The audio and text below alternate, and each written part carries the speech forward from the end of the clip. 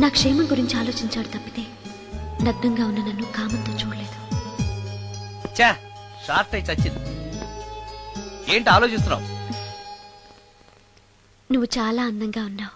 అవునవును, నన్ను మొత్తం మార్చేసి బట్టలతో సహా అందగాని చేసావుగా. నేనన్నది బట్టల అందం గురించి కాదు, మనసు అందం గురించి.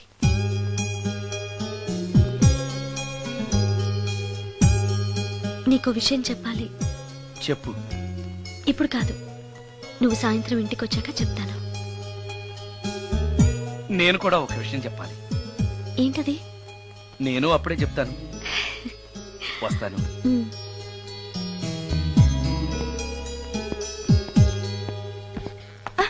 పడతారు. థ్యాంక్స్ అండి. ఓకే. మిమ్మల్ని నేను ఎప్పుడు చూడలేదు. మీరెవరి కోసం వచ్చారు? నన్నెప్పుడు చూడకపోవడం ఏంటండి? నేనండి, సోడా బుడ్డి సుందరాన్ని. సుందరమా? నేనే. ఒక్క నిమిషం ఇక్కడే ఉండండి. ఏమండి? ఎందుకు? ఒక్క ఫోటో తీసుకుంటాను. మీ వాడింకా భోంచేయట్లేదా? అందుకు కాదండి, మా చెల్లెలికి పెళ్లి సంబంధాలు చూస్తున్నారు. మీ ఫోటో పంపుదామని. సారీ అండి, నేను ఆల్రెడీ ఇంకొక అమ్మాయిని ప్రేమిస్తున్నాను.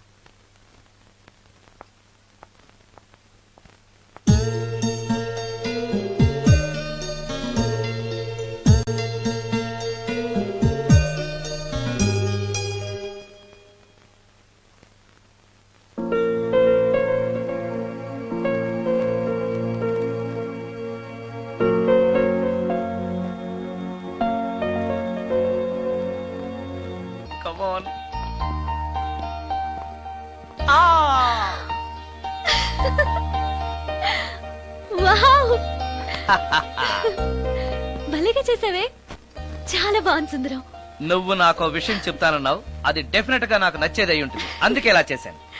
నువ్వు కూడా నాతో ఏదో చెప్పాలన్నావుగా, ముందు నువ్వే చెప్పు. No no, ladies first. ముందు నువ్వే చెప్పు. ఎవరి ముందు చెప్తే ఏంటి? సరే, నేనే చెప్తాను. నేను నచ్చానని, నన్ను ప్రేమిస్తున్నానని, పెళ్లి చేసుకుంటానని చెప్తుంది.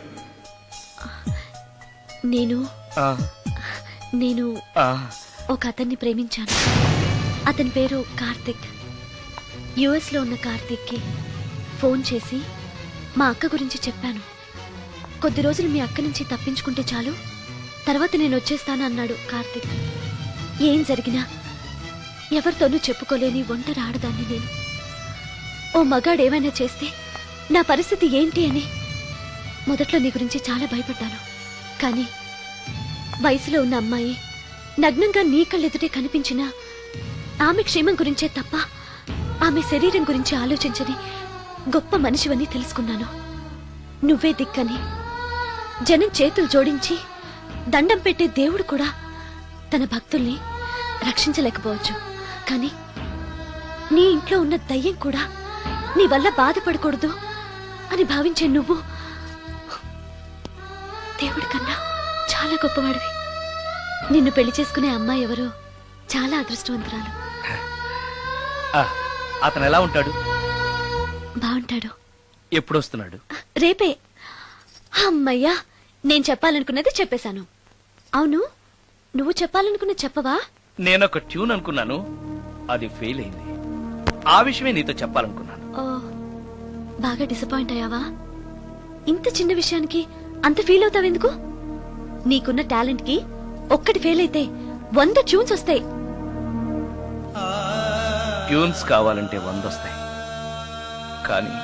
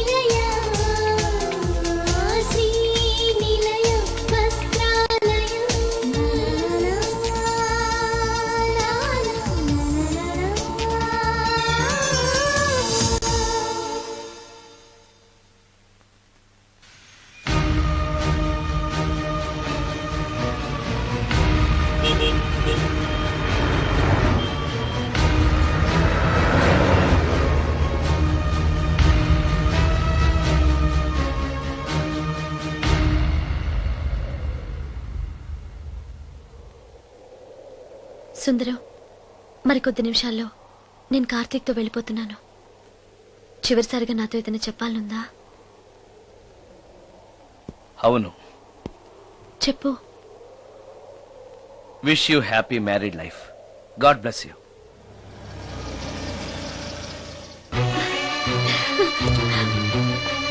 హాయ్ సుందరం, ఆ? ఇతనే నా లవర్ కార్తిక్. హలో. ఇన్ని రోజులు నాకు ఆశ్రయం ఇచ్చి నన్ను సొంత మనిషిలో చూసుకున్నాడని చెప్పానే, ఆ సుందరం ఇతనే. Hi, I'm Karthik. హలో. మీ గురించి ఫోన్లో రమ్య చాలా సార్లు చెప్పింది. Anyway, nice to meet you. Okay. మా మ్యారేజ్ కి ఫస్ట్ గెస్ట్, మెయిన్ గెస్ట్ మీరే. తప్పనిసరిగా రావాలి. Okay. Ramya, shall we move? Yeah, వెళ్ళొస్తాను సుందరం.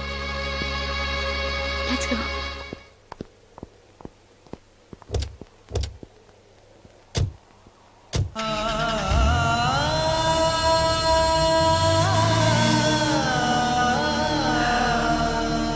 నాకంటే అందంగా ఉన్నాడు.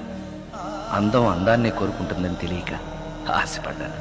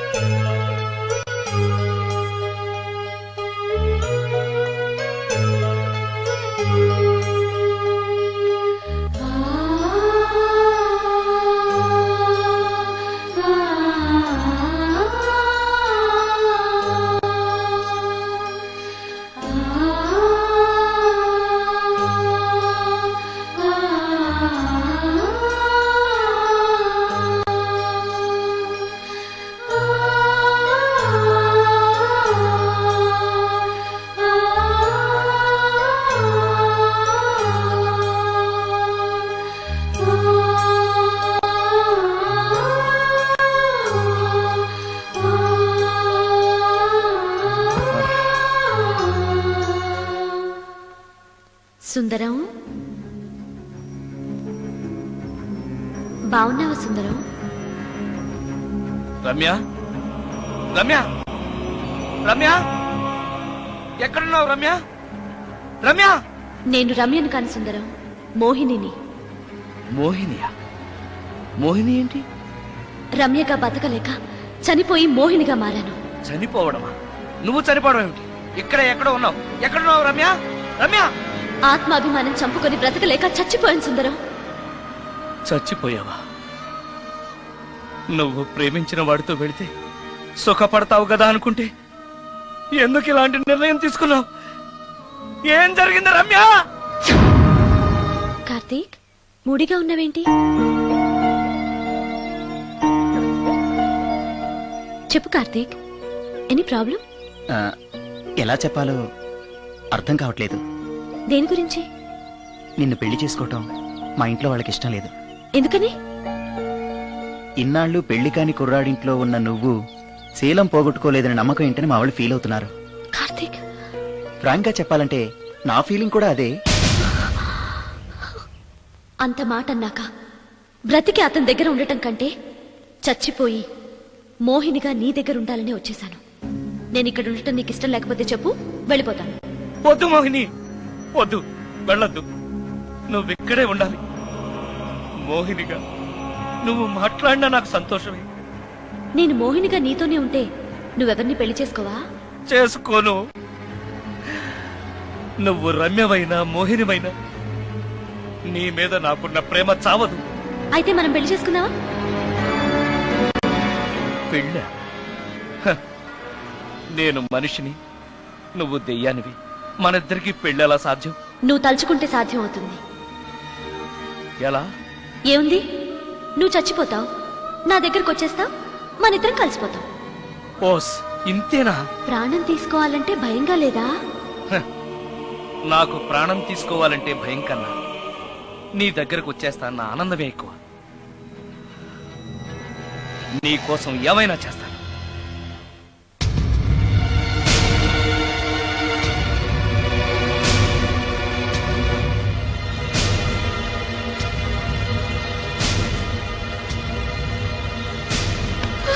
Oh?